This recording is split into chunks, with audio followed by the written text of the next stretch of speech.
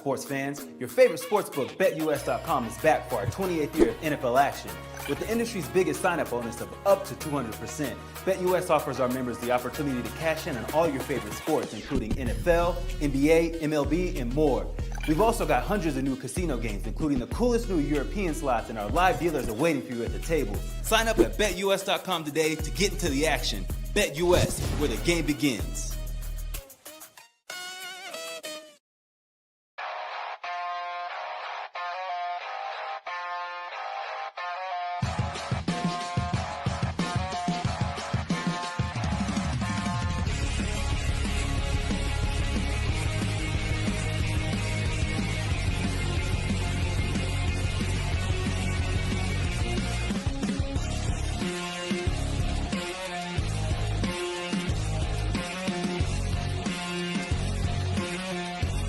And now, broadcasting live from Las Vegas, the Snake Sports Talk Show with Jake Silva starts now.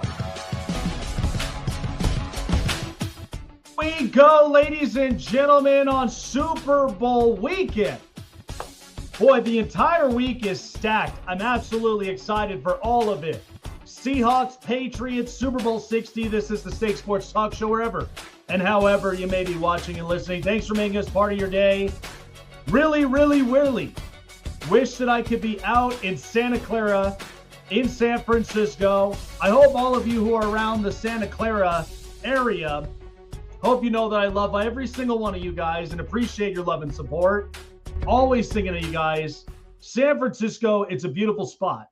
I remember the first time being there, and I'll do a little bit of some story time as we're kind of going through the show. We got a stacked one here today.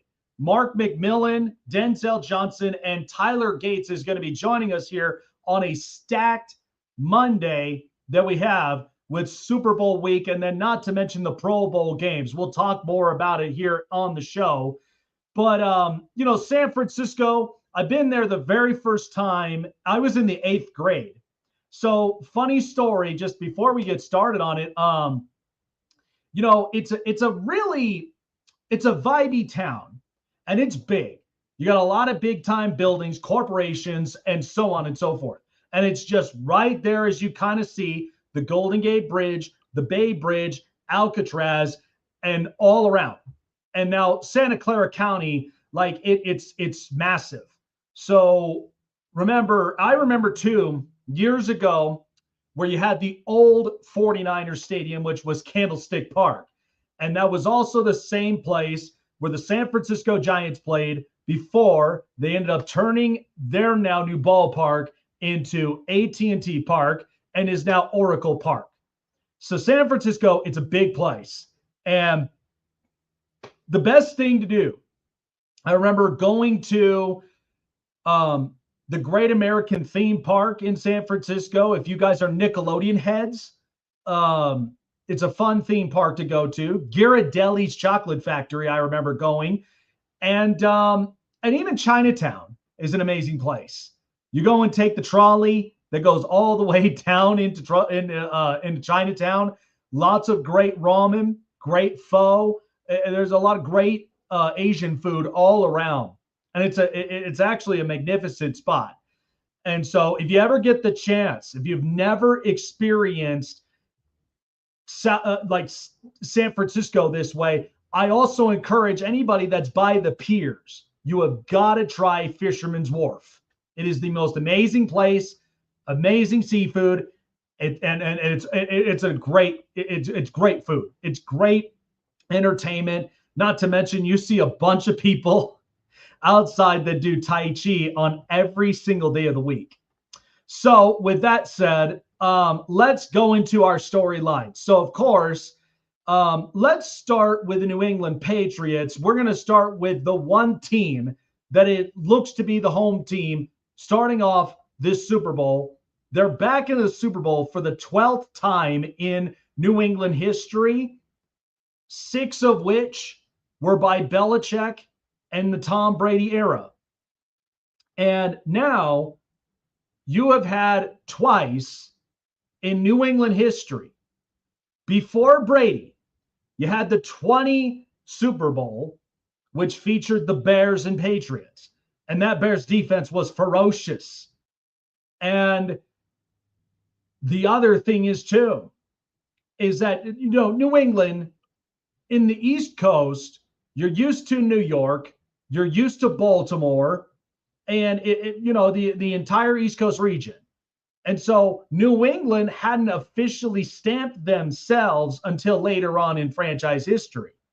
So once they made it into the Super Bowl for their very first time, people didn't even think about New England up and at that point. And New England hadn't been back since at that timeline when the Bears beat them in the Super Bowl. To then years later, you got Drew Bledsoe and the Patriots to face against Brett Favre and the Packers. And then lost that one too. But it wasn't until you got this young kid at a University of Michigan to come in, helping out a coach who ultimately was so close to losing his job, and then help out a culture which has been established by both Belichick and Brady, and then with Robert Kraft. And so they've gone into multiple Super Bowls, won 6 of them altogether as a duo. And this is now the first year post Brady where we get a chance to see the Patriots back in action in the Super Bowl again. And here's the other thing what's also interesting is we all remembered what the story was when Bill Belichick, and we're talked a lot about this with his Hall of Fame snub in the first ballot. Bill Belichick is a Hall of Famer. There is zero questions about that. One of the biggest takeaways is that Belichick in the last few years didn't quite prove to a lot of us that after Brady, he proves he can nail the draft, he can get his star franchise quarterback, and could really change with what was once a do-your-job type deal in New England. Well, that doesn't seem to be the case at all anymore. So it's different now. And that's what many New England fans had to kind of come to grips with. It's no longer Brady and Belichick. It's now become Mike Vrabel and Drake May. And Mike Vrabel, here's the one thing that you also got to understand about New England. Mike Vrabel is the ideal chess player because he thinks a lot with his mentality, and he thinks a lot about just the grounds game, and that's all it is. You may look on the other side, and I'll get to Seattle here in a second with Mike McDonald, but Mike Vrabel is the ideal chess player that knows exactly his moves. He won't show his cards, but anytime that he's dealt against adversity, he's going to find a way to fight against it and win, and then turn it all around against you. That's what New England does. And they've got a calm, poised quarterback in his second year in Drake May. And many people, what I remembered of Drake May when going through the draft processes, what scared me was I wasn't even sure if Drake May was going to be mobile enough, because I watched some tapes in in North Carolina where I felt like he was kind of stiff as a stone. And if you don't get the left tackle right, he's going to get obliterated. And that was the scare that I had on Drake May, but he's proved everybody wrong. So now you have the calm, poised quarterback who's all about playing the game. And he's also a great apprentice when it comes to a teacher who knows exactly what to do in all of those aspects. And you got to think, Tom Brady was not hyper athletic when he first came into the league. I hope you all remember that. He was not.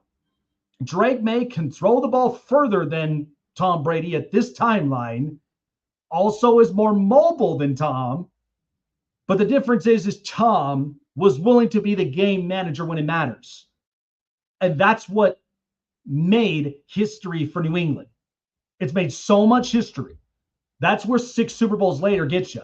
The first 3 was all about managing the schemes and plays and then managing the composure. Whereas then the 3, Brady is an all-time great, and he's a Hall of Famer. And those 3 Super Bowls, when he was down, he was not out for the count. Go look at the 28-3 lead blown up by Atlanta. Go and look at the ferocious defensive game, which was ugly, but yet won against the Rams. And then you'll look at in this game, which is particularly round 2 against Seattle. Only difference is it's a different timeline, and it's a different narrative and story. So I love Drake May. I really do. He's got a bright future here. And if it wasn't for Mike Vrabel to do what he did and shape this culture, a full 360, New England would probably still be in the depths of trying to pull themselves out of wherever they were in, all because of Belichick. But that tells you a lot about what his chances are about being a first ballot Hall of Famer. He is a Hall of Famer. He's just not a first ballot one. And that made it clear. Because if you asked every person who basically talked about Belichick, he's not that much of an approachable guy. He's smart, but he's not approachable. Okay, he's all about the game. He's all about making it right and making it perfect. But that's as far as the road goes. So New England, 12th time in the Super Bowl. It'll be interesting to see how on Monday morning, if New England wins the Super Bowl and they win their 7th, how people are going to honestly look at the New England Patriots after Brady. Because you know what's funny? We saw Golden State before Kevin Durant, even though it all tied around Steph Curry, and we all knew that. But we saw what they were before Kevin Durant winning a title. We saw them win with Kevin Durant, a couple more titles, and then we've seen them win a title after Kevin Durant. So crazy enough. So here's what I want to say about Seattle. And I think this is a fantastic story. And I think one of the big things, how I would see with Seattle, sorry about that, guys. We kind of had some spam up and onto the other side. So the Seahawks are back in it again for the 4th time in franchise history, but this is a special story because it has to deal with a certain quarterback named Sam Darnold, who's now in the Super Bowl, and it's the first quarterback in the 2018 draft class that is now in the Super Bowl. Sam Darnold did not have it easy coming into the league. He really didn't. And the big thing is that when it came to New England, or when it came to Seattle, they wanted Sam Darnold for a multitude of reasons. It wasn't because that Sam Darnold is just that overly talented, but Sam Darnold had a story and a journey amongst him. Going back from being the draft pick in the 2018 draft class to the New York Jets, which was ultimately a laughingstock, and then at the same time leaves New York, hopes for better things in Carolina, starts 4-0 in the first 4 weeks, and then he's ran out of town, and then eventually gets his career revived the minute that he backs up Brock Purdy in San Francisco, and then goes and flourishes in Minnesota, which they didn't even bring back. And again, the GM of Minnesota got fired just this past week, and I'm going to get to that as well. But did they make a mistake? Parts of it, it felt like they did. Parts of it, what could you do when you got a rookie quarterback in J.J. McCarthy you're trying to develop and build? I understand both. So then he goes to Seattle on a 3-year deal, and they're in the Super Bowl for the 4th time in franchise history. So interestingly enough, that it's a rematch for Super Bowl 60 after Super Bowl 49, where we know the crucial play in which Russell Wilson threw the ball and Malcolm Butler picked it off. And everybody remembers, why didn't they give the football to Marshawn Lynch? This game is going to be interesting. Seattle is talented from top to bottom on the roster, where they got a lot of youngsters. They're hungry, they're strong, they're fast, they can get after it. And they've got a really good secondary that I don't think is going to be easy for guys like Stephon Diggs, Demario Douglas, and Kayshon Boutte, and multiple others, even Kyle Williams, the youngster. This is going to be fun. But I think a lot of this is if Seattle hoists the trophy for the second time in their franchise history, what do we really say about Sam Darnold in this 2018 draft class? Because you know who was all in it? Baker Mayfield, Josh Allen, Lamar Jackson, and even a guy that you don't even hear a whole lot, Josh Rosen. So what I think this does is it doesn't trump him over all of them.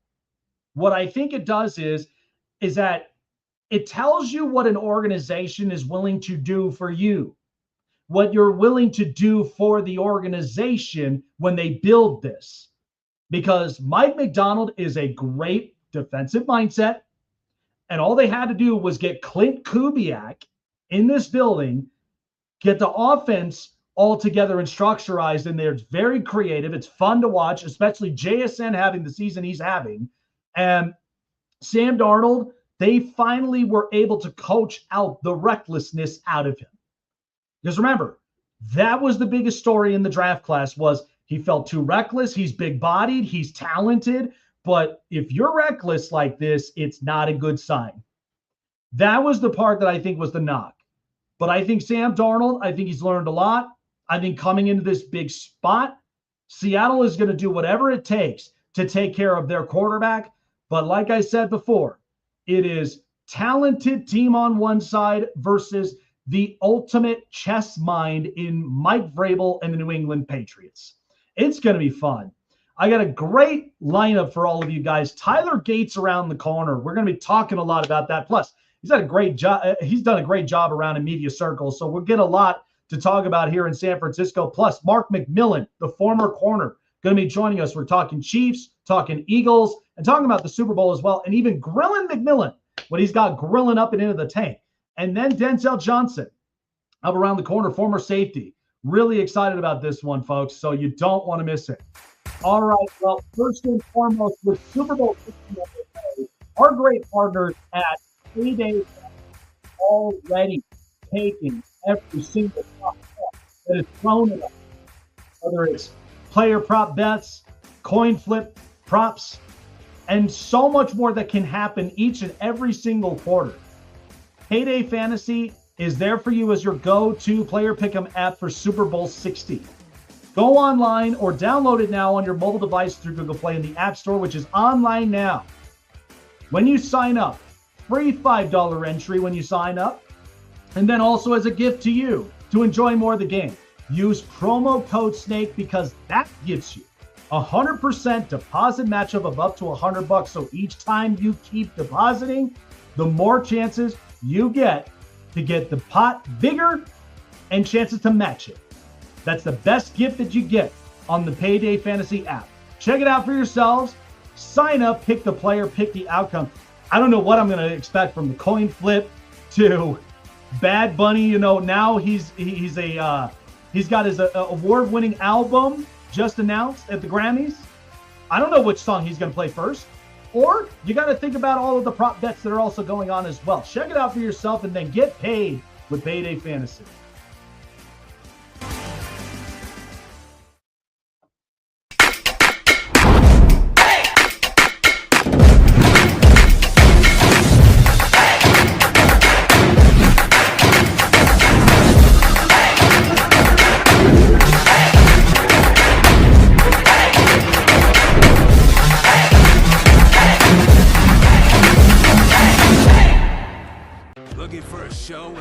Takes and opinions? Want a show of the best coverage around the world of sports? Jam-packed with an all-star interview lineup? Then the best place to find it all, sports and entertainment, is right here. Join Jake Silva on the Snake Sports Talk Show, presented by SeatGeek and BetUS. Weeknights at 8 p.m. Eastern, 5 Pacific on Sports Wave Network. Welcome back here on the Snake Sports Talk Show. We're live in Denver. I wish that I could be out in Santa Clara, California, in San Francisco, but I love every one of y'all up and in the NorCal area. But joining us, who's around right now with Super Bowl 60 and covering the media coverages, may have actually seen him as a special guest on the Dan Patrick Show, but he does amazing work talk show host and analyst around. And also, we also appreciate all of our great analysts, journalists, athletes, coaches, and so much more. On Black History Month, we appreciate every single one of them putting in the hard work and time. Joining us, Tyler Gates, live from San Francisco. How you doing, guys? How you doing? Oh, man, it can't get any better than this to be in NorCal. And, you know, Tyler, I got to tell you, I don't know if you had the chance to do so yet, but I've been to San Francisco one time in my life. And Really? When I went there, it was beautiful weather. You were up and into the pier side. I did the Pier 39 experience where I got on the boat. I checked out Alcatraz. I did the Golden Gate and the Bay Bridge crossing. But Really? then the only thing I knocked myself more than anything, I didn't get a chance to try the amazing seafood at the Fisherman's Wharf. I was just like, you got to be kidding. It's the best. I heard the crab cakes are phenomenal. I heard every bit of seafood. If you ever get a chance when you're there, check out the Fisherman's Wharf. It's an amazing place, but it is such an amazing area. What is the vibes like right now in San Fran? Yeah, the vibes are great. I mean, once again, when you're talking about two teams that have so much to play for, the Seattle Seahawks and the New England Patriots, these are two teams that we've seen once before in the Super Bowl. And I've heard you mention it before a lot on your show that, you know, it's never one play that defines a team. It's more so the team that defines the play. And we're not going to pass up the fact that Malcolm Butler had that brilliant interception. So the vibes right now in San Francisco, you have to feel for Seahawks fans because they're thinking, oh gosh, not again, because it's the Patriots. But I don't think the vibe is like that now. I think the vibe is very different. I'm seeing more Seattle than New England, which is very surprising to me. Yeah, no, and I'll tell you what, I mean, even for a rematch like this, Super Bowl 49, we remembered exactly how it was where both teams, I mean, Seattle had an opportunity to hoist back-to-back Super Bowls, but unfortunately with a play call, which everybody's thought was so crucial because look at social media these days. Everybody's going to speak. Everybody's going to express themselves. And then it just turned like that. Why didn't you give Marshawn Lynch the ball? So here's the thing. I'm going to start with New England. I feel like they are the prime example of an amazing yet strategical chess player in Mike Vrabel.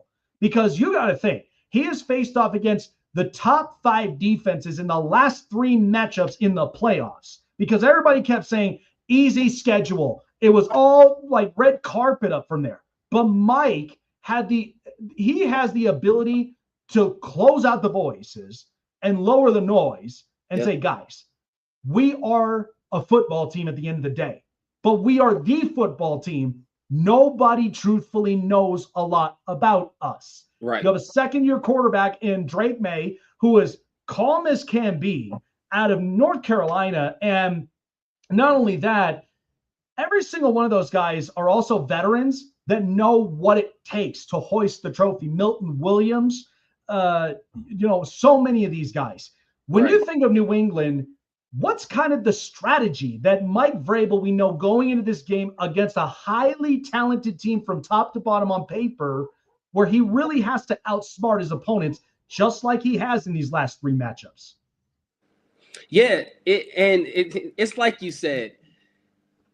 To sum it up, they just have to focus on them. They can't focus on the media. They cannot focus on what has been happening. And people want to say easy schedule, but believe it or not, New England is back. And we can't run from it. I mean, in free agency, they had it Milton Williams and drafted Drake May. They even signed Stephon Diggs to that 3-year deal, which many people were very skeptical about, but I think it's going to work long term. When you have a wide receiver that nobody really talks about in Kayshon Boutte, and then you have those tight ends, you have the big kind of structure. Mike Vrabel is known really for his time in Tennessee for playing with that big kind of structure, with a Derrick Henry and, having Harold Landry come off the edge, who's a bigger edge. So it's not more of what New England is gaining out of this, I think Seattle has to worry. And what I mean by that is Mike Vrabel, he played with Tom Brady. I think a lot of people are forgetting he played with Brady. Like he knows how to win, especially at the highest level possible. And to see what he's done in this first year, I don't really know what's going to happen in this game, honestly. I don't know if it's going to turn out to be just like that Super Bowl all those years ago. I don't think so. I don't hope so. But New England has a chance to kind of submit this new era of Drake May being not necessarily Tom Brady, but carving his own path. But you're always going to live in the shadow of Tom Brady and Rob Gronkowski and Bill Belichick. You're always going to live in their shadow. But carving out this new Patriots team, that's really all about toughness. Like you said, they went up against top 5 defenses every game throughout the playoffs. They made C.J. Stroud look like he's never been a quarterback. And I was shocked. You know, I'm not going to lie. I picked the Texans to win. I did. But to see how they came at him and how they had the game plan for him.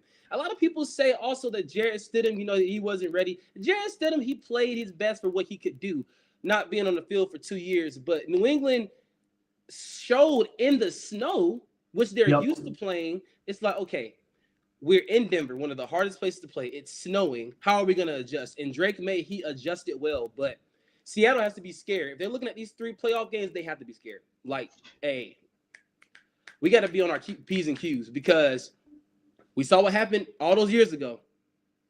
Man, it makes me excited to see what Monday morning's headline is literally going to look like for either side. Because I think you and I both know that, I don't know, I think America might be a little bit more outraged because of the fact that New England's back in different colors. So, I feel like it's going to be interesting. So on to the other side of Seattle.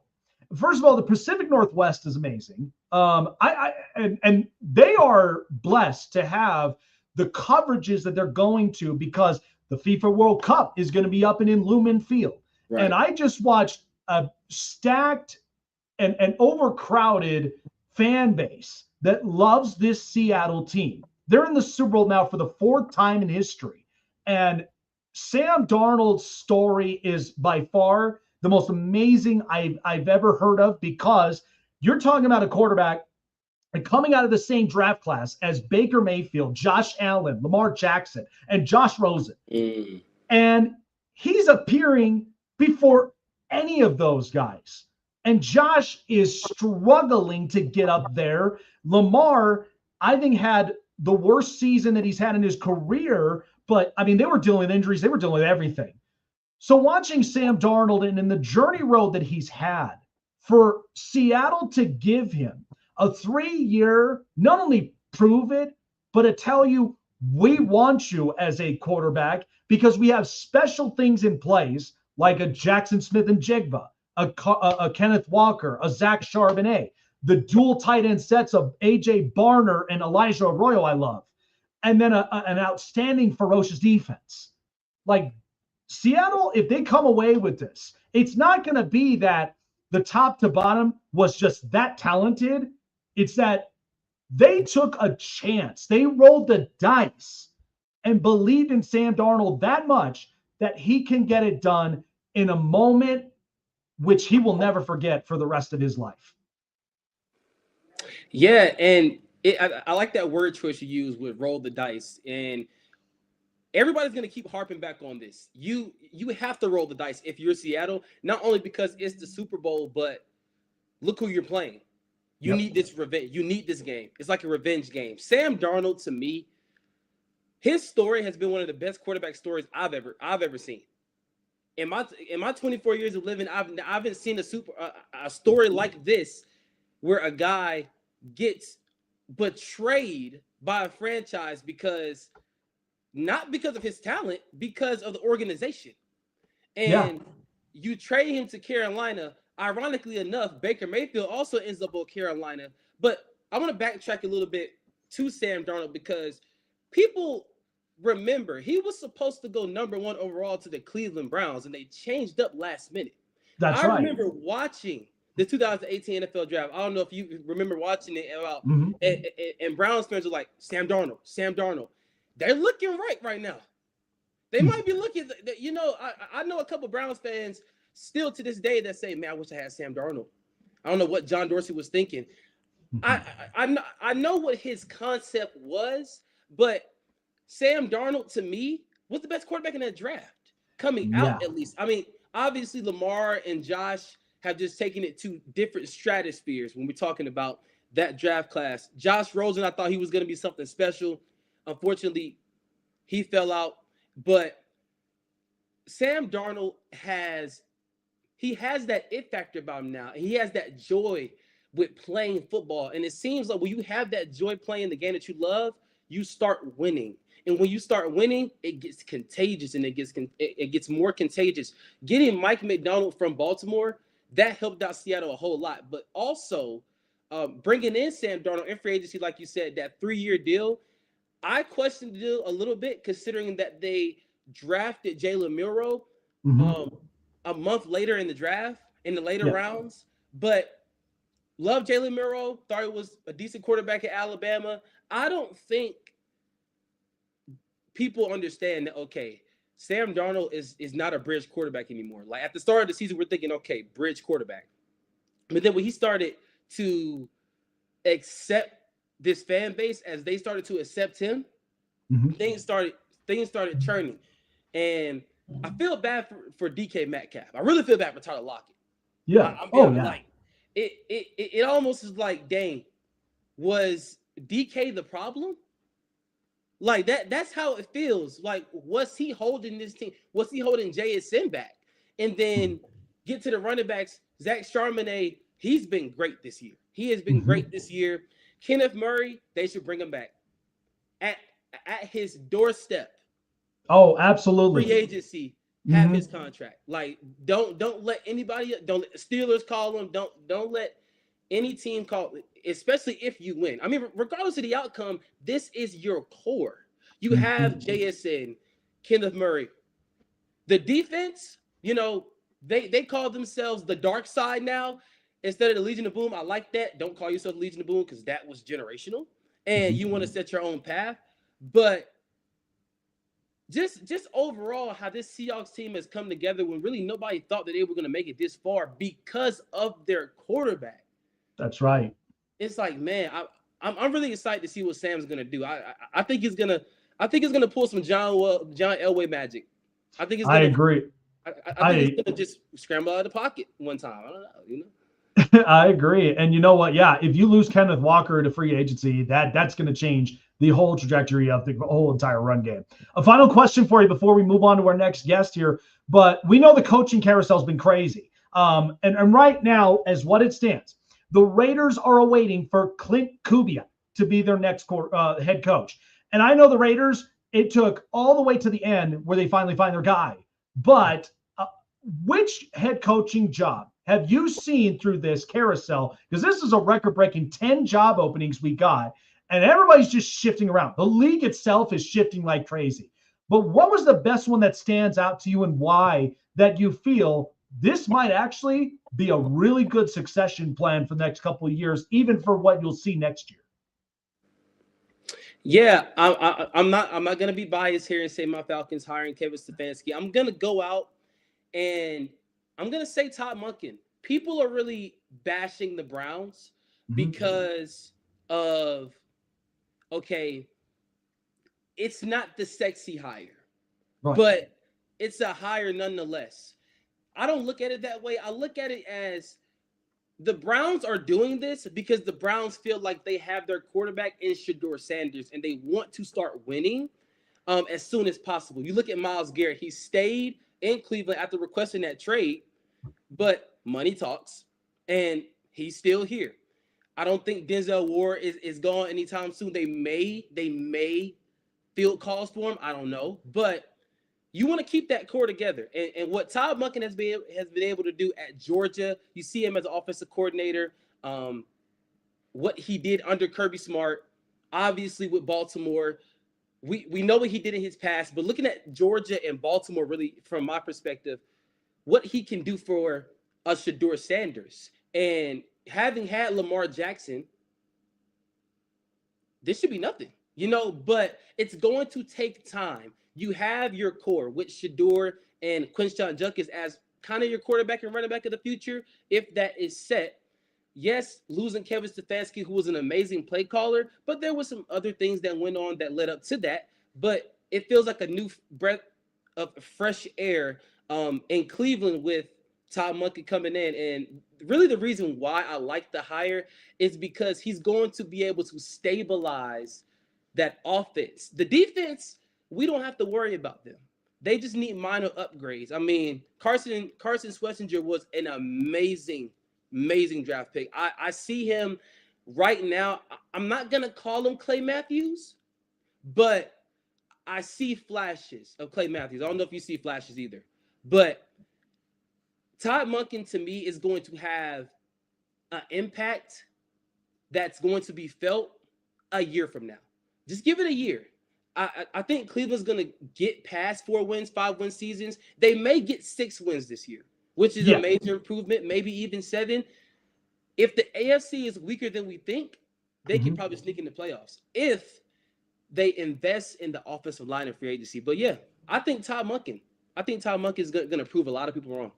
Interesting. I like that thought. Well, first and foremost, Tyler, enjoy the time out there up in San Francisco, man. It's going to be great. And like I said, check out Fisherman's Wharf.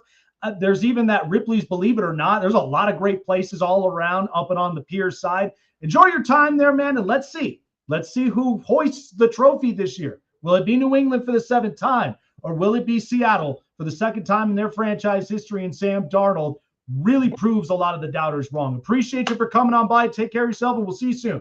Thank you, man.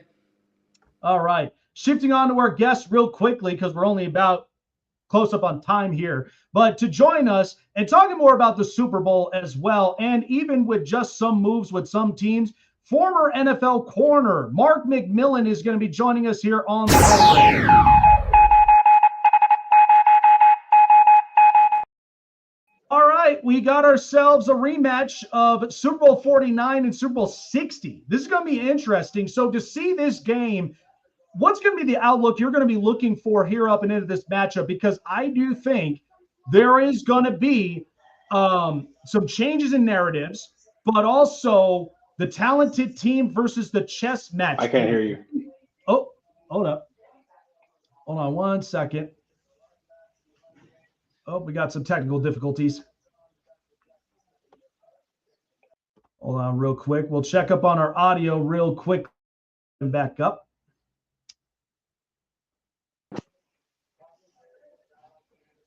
Can you hear me all right, Mark? I can't hear you. Okay, let me see.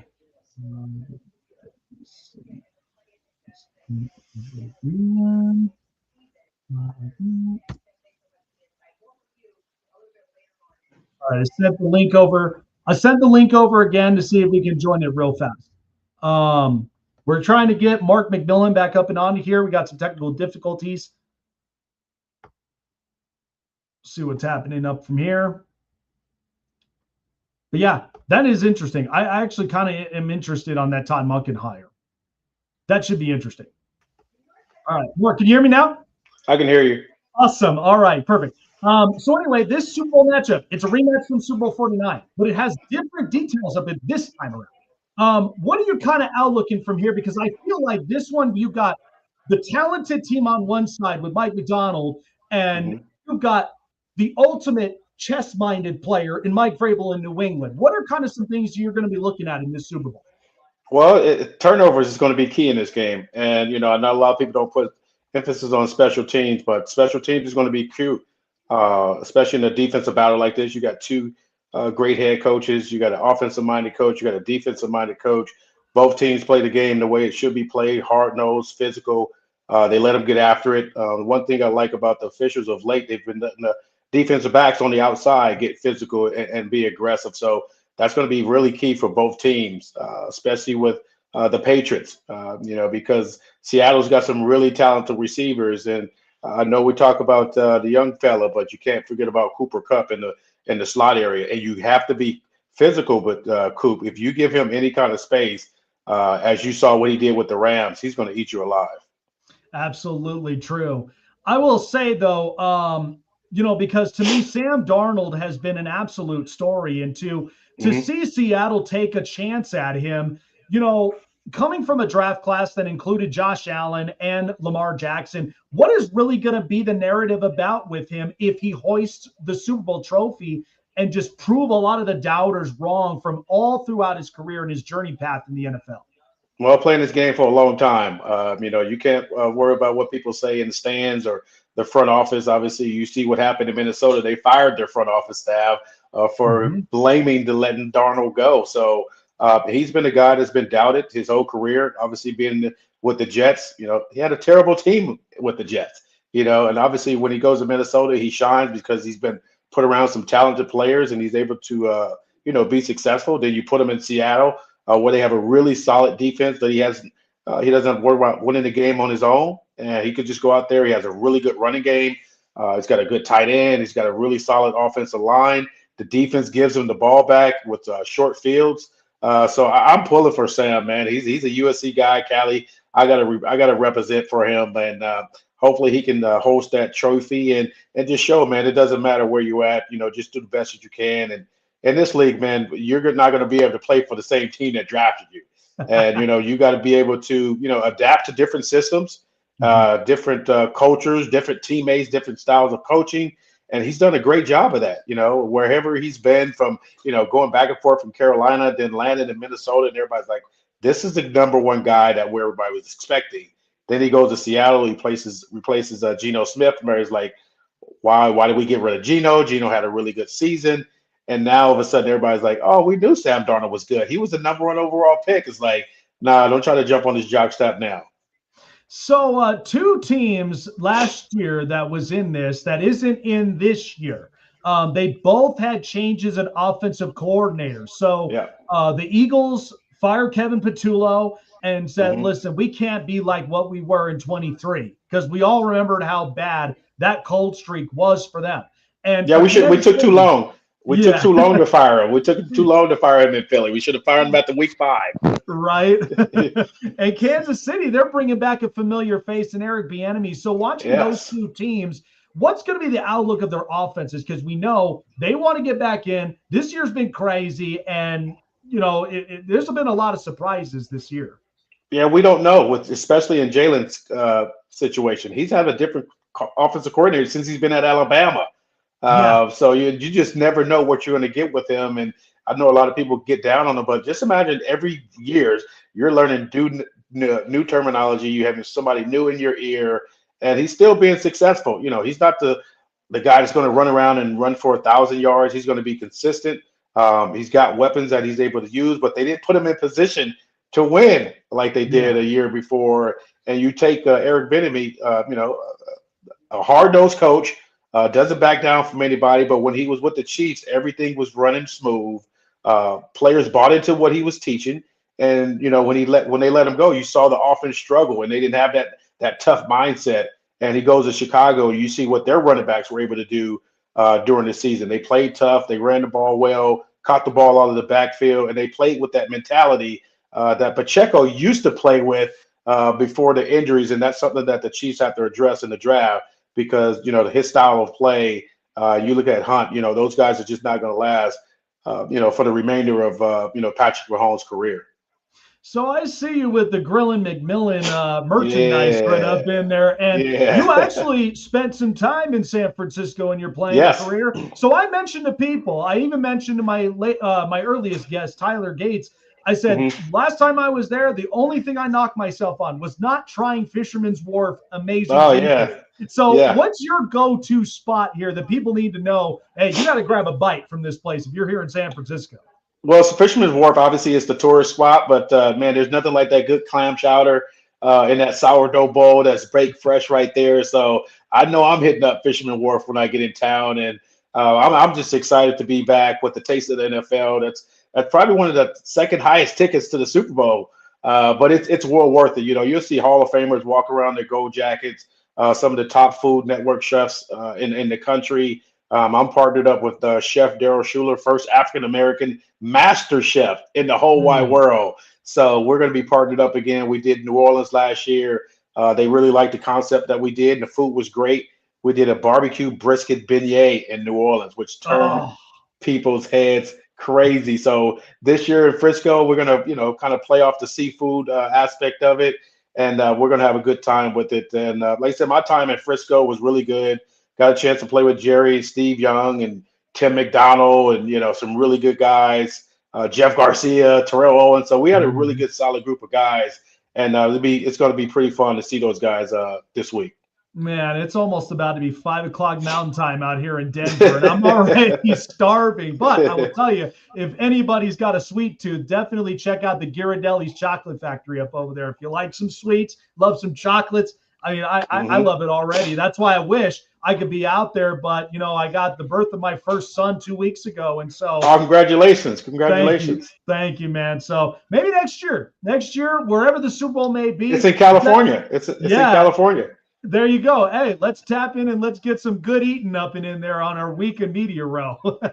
Let's get it, man. I'm going to push hard for the Taste of the NFL to bring me back. Obviously, I'm born and raised in California. So the Super Bowl's in California, well, LA or Inglewood, whatever you want to call it, inside the Rams or Chargers Stadium. But I'm excited for the opportunity. But first, I want to just get this one kicked off in the Bay. Like I said, some really good teams that's going to be battling it out. Old school defensive football, and who knows, a football game may break out where points just go off the charts. You just never know how this game is going to go. But I do know one thing: both of those defensive teams are going to show up on Sunday. And you know what? You were lucky enough to be playing under a legendary coach, Gene Stallings, and so. Yeah, so defensive game, I expect it, but I do expect a lot of chess match type of schemes here from New England. So should be a fun one. Enjoy yourself, Mark. Appreciate you for coming on by on the program, and we'll definitely see you soon. And we'll see what next year's got us here up and in Inglewood, because I'm ready for that good grilling food there you got. Hey, man, you got to come to Las Vegas, man. I'm the GM of the new indoor arena league, the Las Vegas Rockers. I'm sitting in the office right now with my head coach, Hollywood. So April 18th at the Orleans Arena, we're kicking it off, man. The Las Vegas Rockers, come out and check us out, man. We get you on the sideline. I'll make sure you get a Grill and McMillian barbecue pulled pork sandwich too. You know what? I'll take that, no, because you know what? That's my hometown. My hometown for my whole life and all 29 years, man. So yeah, I'm gonna take your word for it. I'll definitely come down to the Orleans. All righty, man. Take care of yourself and enjoy this week. All right. Thank you for having me on. Absolutely. Yeah, what about it, man? It's amazing. Amazing food. That's what I'm saying. Anytime you ever get a chance, that's why I'm like, I think next year will be fantastic to be up and in Inglewood, all around in Los Angeles. It's just such a fun atmosphere. Like I said, San Francisco, you got all the great ramens, Asian food all around, man. That's awesome. The Las Vegas Rockers. That's awesome. I've been to Orleans Arena multiple times. Absolutely love the arena. Love being there. I'm excited for it. Great guest lineup. And this is only just Monday, guys. Appreciate everybody for joining on by. We'll take a break here. When we come back, Denzel Johnson around the corner, but we're going to talk a lot more about the coaching carousel hires and what's to await for us for the next couple of days here, and especially after the Super Bowl. So don't go anywhere here on the Snake Sports Talk Show. Want to find your seat for the event of your choice but can't get one that fits your desire or your budget? Well, my friends, SeatGeek has you covered. SeatGeek is the official sponsor of the Snake Sports Talk Show. With a list of over hundreds of events to choose from, SeatGeek will assure you that you won't miss your seat with the amazing deal of your choice at the most affordable price. Whether it's looking for your best seat in the house of your favorite sports team, finding live concerts that get you closer to your favorite artist, or enjoying your spot at your favorite live shows, comedies, and more, SeatGeek has it all just for you. Go online to SeatGeek.com or download the app on your mobile device through Google Play and the App Store. And as a special offer before checkout, use promo code SNAKESPORTS and save yourself $20 off of your purchase of your first ticket and experience why SeatGeek is the most trusted ticketing app for your next event. Remember, that's SeatGeek.com and download the app on your phone with promo code SNAKESPORTS for $20 off and find your seat with SeatGeek.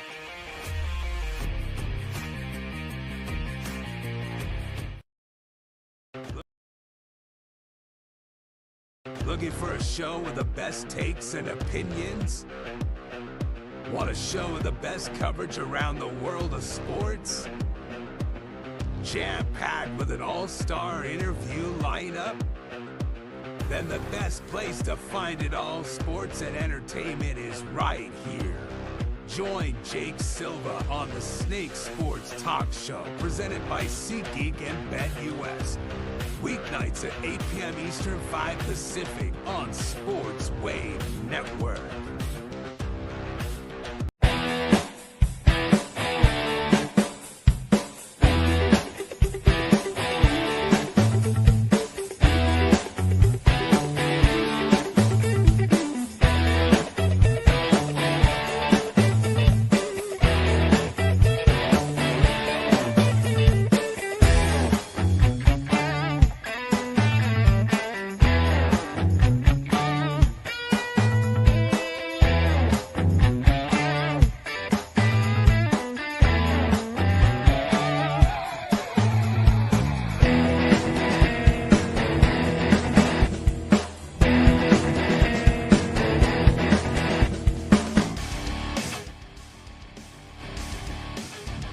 Welcome back to the Super Bowl 60 week edition of the Snake Sports Talk Show. Really wish that I could be up and in San Francisco with all of you. So yeah, that's the one thing that I forgot about was the Mr. Ripley's Believe It or Not Emporium that's there in San Francisco. It's an amazing spot, especially when you're up and into the downtown area. Lots of great places. So, man, we had a great guest lineup. Tyler Gates to kick it off. Mark McMillian joined us here, former NFL corner. We're waiting on Denzel Johnson coming up around the corner here for us. But so obviously the news reports, so a bunch of coaching hirings ended up happening more as the days went on. So the Arizona Cardinals, they have now hired up their next head coach, and it's going to be Mike LaFleur. So now we have two LaFleurs as head coaches, Mike and Matt, and both of them offensive-minded coaches. Arizona, they needed something to give.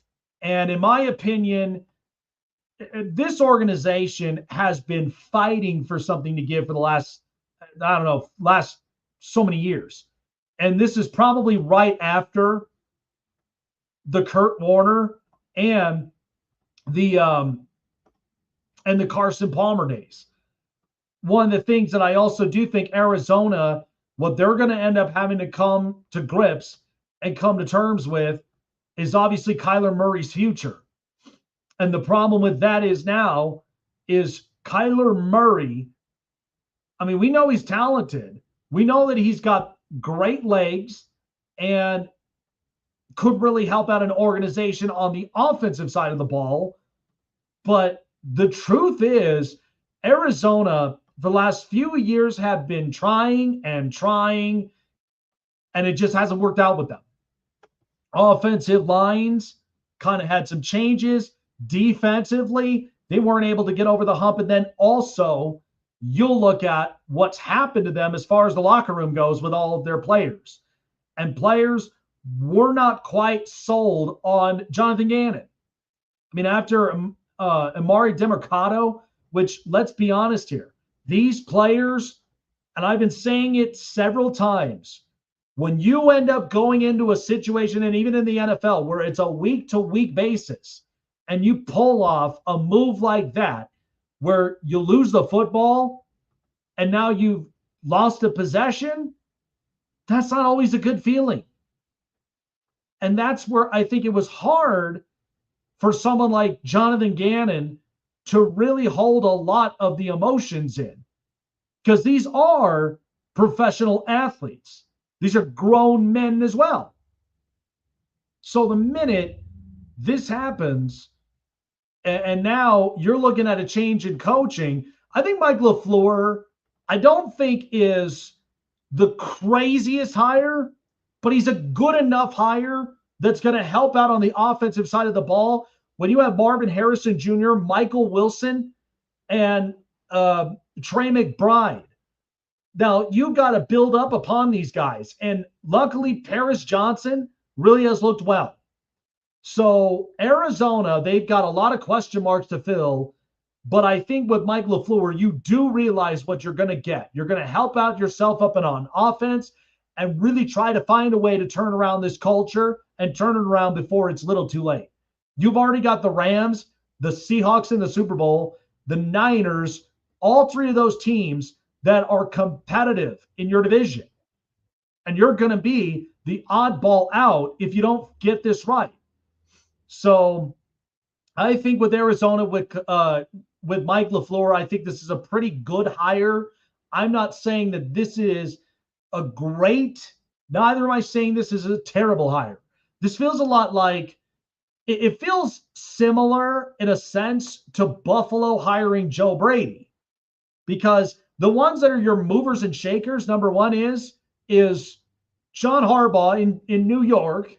I think Robert Saleh to Tennessee feels a lot like a humongous game changer, and Kevin Stefanski. Because the other ones, you got Mike LaFleur, who's up there, Jesse Minter, who is not trying to change a culture by any means in a lot of areas. He only has to shape up of what Baltimore was unable to do. And they got to fix up turning the page with John Harbaugh. I think Mike McCarthy to Pittsburgh is an interesting one, as I've touched upon it. But again, you got to fix up this defense and offense because it is the most expensive defense. You got to shed some cap here. And then at the same time, this offense, who's your quarterback? You're talking about maybe potentially bringing back Aaron Rodgers. Is he going to be fond of that? Or are you going to have to start the youngster from Ohio State? So there's lots of question marks written all over. So I don't know how Pittsburgh is honestly going to end up pulling this off. Then, the other hires, which Cleveland with Todd Monken is going to be an interesting one. Because Shedeur Sanders, will he be the quarterback? I don't think they're going to be dealing with this business with Deshaun Watson. I kind of see this ship sailed, but Cleveland just has to be able to figure themselves out. They've lost Jim Schwartz, who was one of their best defensive coordinators. Now you don't even have him in the building for Myles Garrett, Denzel Ward, and Carson Schlesinger. You're going to have to end up getting the best defensive coordinator that you can to keep this defense intact while you're fixing up the offense. And then here's another thing. So it has been reported, and it's not official yet because we're in Super Bowl week. It's probably going to happen after. But from what I'm told, sources say the Raiders are right now sitting put and they're awaiting for Clint Kubiak, the offensive coordinator in Seattle. So the Raiders have the number 1 overall pick. They had a disastrous year under Pete Carroll, and they are paying 5 total different coaches. I'm not even sure who honestly they're paying as far as coordinators are concerned. That is interesting in itself. So the Raiders with Clint Kubiak, there's a few things here. Number 1 is offensively, you're going to have a much better team, but you have to be able to build the pieces, the important ones, all around this thing. And if the Raiders aren't able to do that, because we've known and we have seen the Raiders do this kind of stunt for years, that is something they really have to focus and fix. That's the one part that I know. I just hoping that the Raiders, they know this, they figure this out, and it changes. Because the Raiders haven't even had a lick of consistent dominance in the last 25 years. So now having a number 1 overall pick, and I have a feeling Fernando Mendoza is the pick. I mean, to me, this is a good draft class for quarterbacks. It's not a great one. I think next year, because you're going to have Dante Moore, you're going to have Arch Manning, you're going to have a lot of really good quarterbacks in this draft class. So to me, I get it. Fernando Mendoza is a sexy pick. But I also know you have 2 offensive linemen I trust. The rest of them, I don't even know yet. You haven't established a consistent run game around Ashton Ginty, and then you have a dual tight end set, and then there's not like an over-the-top receiver for the Raiders. So that's the problem I'm facing in Vegas. And they have to get competitive at some point soon, because as of right now, you've already got a WNBA team and a hockey team, and eventually you're going to have a baseball team start building their culture before you even build your consistency. Do you really want to be that if you're Mark Davis? That's the problem I'm facing with the Raiders, but they have to think about this very carefully. And I understand the other side of things. It's hard to really convince and sell Raider fans on that idea. I understand that a whole lot. I mean, I've got my folks here in town, and my stepdad's a diehard Raider fan. And he's like this. Something has to give. I don't blame him. This Raiders team and the Raiders organization for the last few years have just been in complete debauchery. And I don't even know if they're able to even get out of it, is the problem. So that's where I'm sitting at with the Raiders today. But yeah, and it's pulling a lot of strings. That's the one thing about that. When you get a number 1 overall pick, it's pulling a lot of strings, but you also have to be able to pair it up smartly with who you have.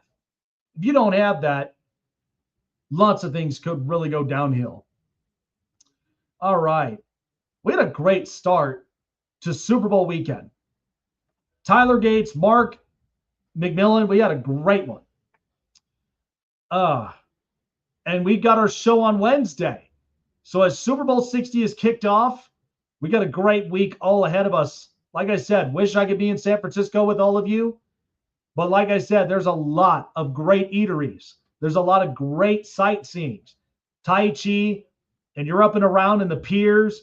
Try the Pier 39 experience seriously. It's amazing. I was able to go up and on a yacht and go all the way around both the Golden and the Bay Bridge, and then traveling all around Alcatraz. It's a great view. And then not to mention, by the time that you get back on port, you'll see all of the big sea lions. And it's a fun watch. Appreciate everybody for joining us here tonight.